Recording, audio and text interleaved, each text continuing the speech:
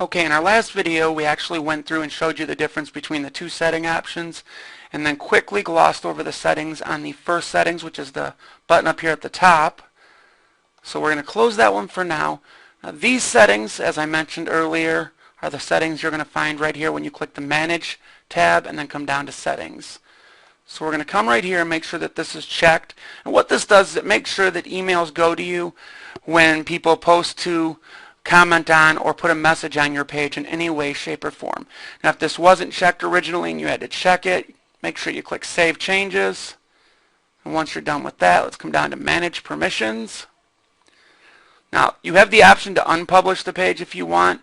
And that means that only the admins of this page can see it.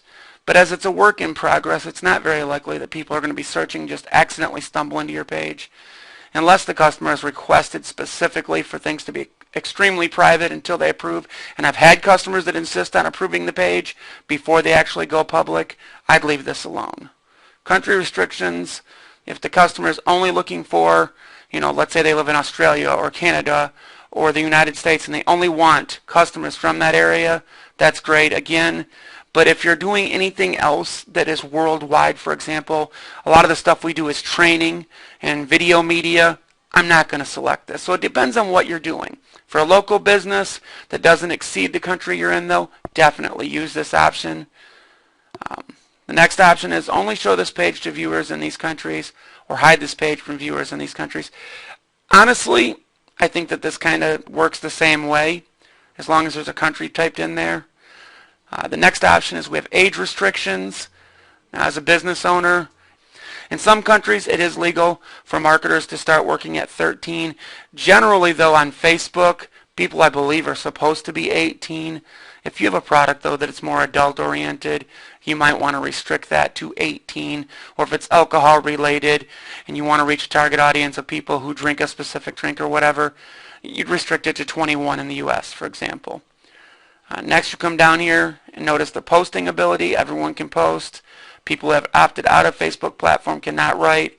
Everyone can add photos or videos. I like to keep this one checked so that we can have the option for video testimonials.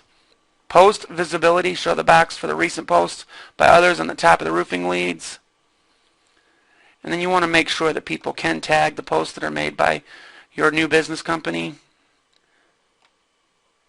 Make sure that everything else is here. If you have a block list, fill this in. If you want to block profanity, which I do, I set that to strong. Or again, if you want to delete your actual page, you can click here. Next, we're going to save changes. Now, I'm not going to go into every option along here because a lot of these are very self-explanatory. So we will go into what I think are the most important settings. The next one is going to be your basic information.